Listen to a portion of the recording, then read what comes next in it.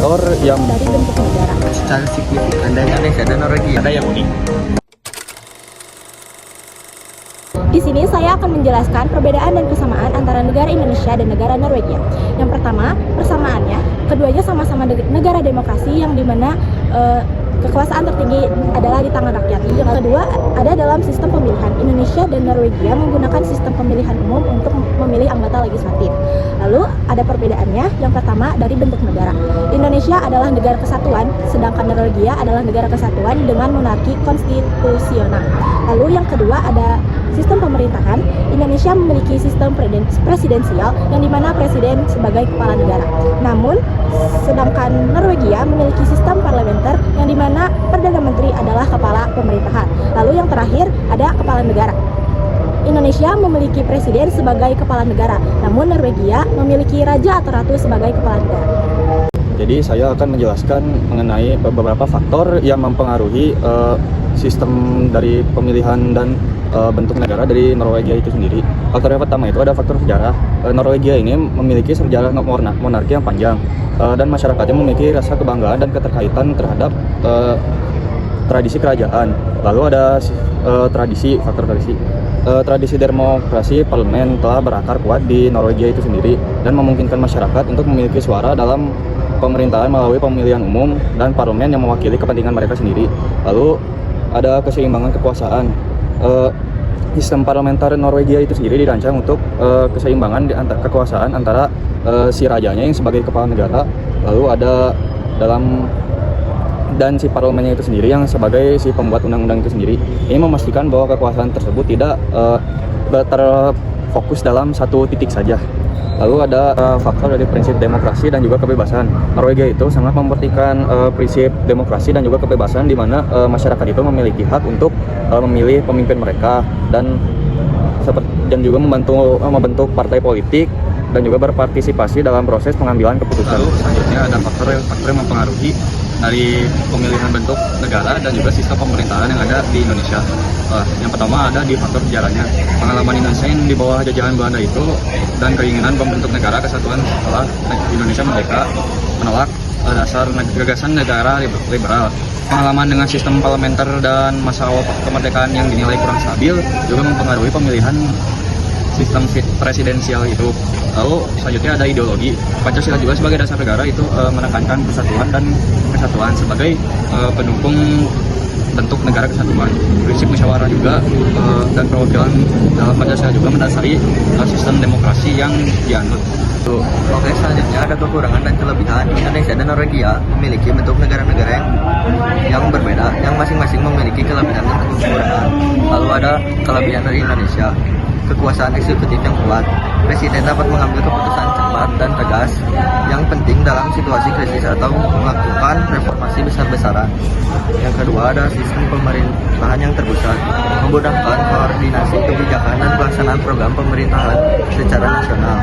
Lalu ada kekurangannya, potensi penyalahgunaan kekuasaan eksekutif yang besar beresiko disalahgunakan oleh presiden atau partai politik yang berkuasa. Lalu dapat terjadi konflik kekuasaan, hubungan yang tidak baik antara presiden dan DPR dapat mengganggu jalannya pemerintahan. Lalu ada kemungkinan terjadinya korupsi, kekuasaan yang terpusat dapat memicu potensi korupsi dan penyalahgunaan anggaran negara. Kelebihan Norwegia, kepala negara yang simbolis, raja tidak memiliki kekuasaan politik sehingga tidak ada kekhawatiran tentang penyalahgunaan kekuasaan. Lalu ada pemerintah yang independen, pemerintah bertanggung jawab kepada parlemen, bukan kepada raja. Lalu kekurangannya itu kekuasaan politik yang terbatas, raja tidak dapat mengambil keputusan politik atau administratif yang penting.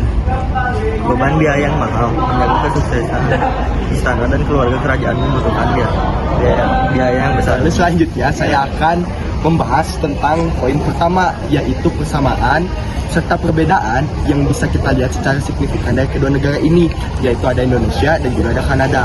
Yang pertama, saya akan membahas persamaan terlebih dahulu, yaitu persamaan yang bisa kita lihat secara signifikan dari kedua negara ini, yaitu ada dari sistem presidensialnya, di mana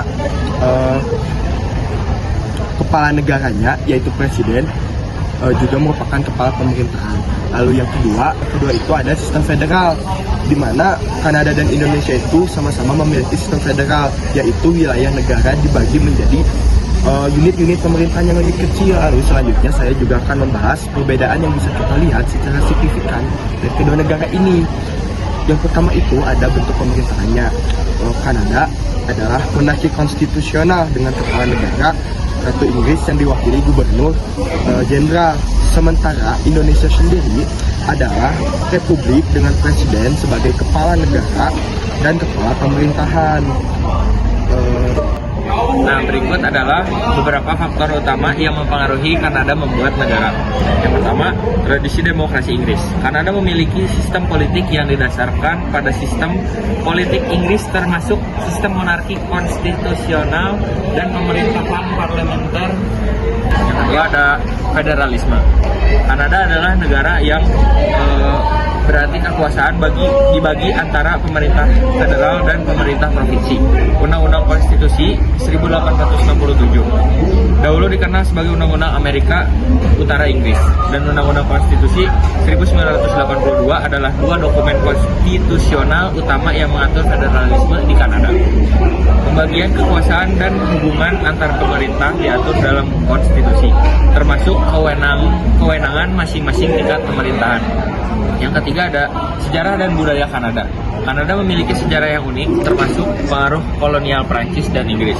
Penyebab multikulturalisme dan keberagaman budaya, termasuk pengaruh dari penduduk asli Kanada, bangsa pertama. Dan masyarakat Inuit juga mempengaruhi identitas dan sistem pemerintahan negara. Perubahan demografi, sejarah dan interaksi sosial telah menyebabkan evolusi identitas Kanada dari waktu ke waktu. Yang lainnya, sistem hukum. Kanada memiliki sistem hukum didasarkan pada hukum common law dengan doktrin stare decisis yang menuntut pengadilan yang lebih rendah untuk mengikuti keputusan pengadilan yang lebih tinggi. Kali ini kita akan membahas mengenai kelebihan dan kekurangan dari bentuk negara dan sistem pemerintahan di Indonesia dan Kanada.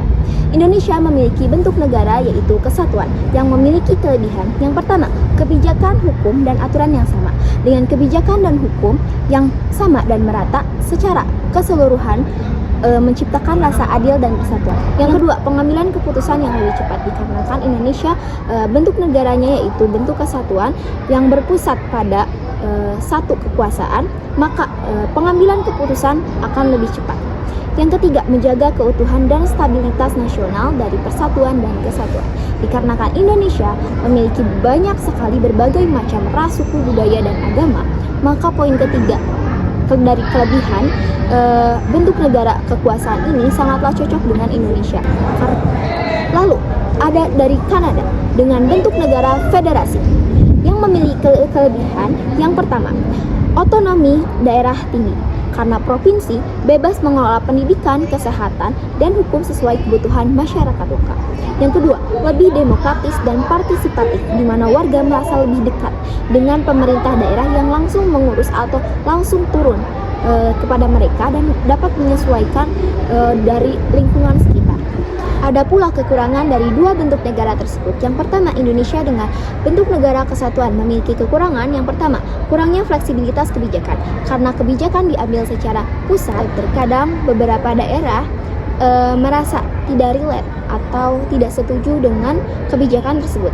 Yang kedua, potensi sentralisasi berlebihan yang menyebabkan ada beberapa wilayah yang tertinggal dalam pembangunan maupun pendidikannya, yang hanya pemerintahan pusat itu menyoroti atau terfokus pada satu daerah saja. Lalu ada bentuk negara dengan federasi memiliki kekurangan. Yang pertama, kurangnya koordinasi dan adanya raja-raja kecil yang dapat mengakibatkan perpecahan wilayah. Dan yang kedua, adanya resiko separtisme lebih tinggi. Contohnya gerakan separtis di Quebec yang pernah ingin memisahkan diri dari Kanada. Lalu ada sistem pemerintahan. Indonesia dengan sistem pemerintahan presidensial yang memiliki kelebihan. Pertama, pemilihan kekuasaan yang jelas. Yang kedua, pemilu langsung memberi legislatif kuat karena presiden atau pemimpin dipilih oleh rakyat langsung. Yang memiliki kekurangan juga. Yang pertama, penyalahgunaan kekuasaan. Yang kedua, biaya politik lebih tinggi. Lalu berikutnya ada Kanada dengan sistem pemerintahan yaitu monarki konstitusional yang memiliki kelebihan yang pertama, kekuasaan lebih terkendali. Yang kedua, mudah mengganti presiden jika tidak efektif. Berikutnya yang ada kekurangan. Yang pertama, kepala negara sebagai simbolis karena kepala pemerintahan dengan negara berbeda. Yang kedua, keterbatasan partisipasi warga negara karena tidak bisa memilih pemimpin secara langsung.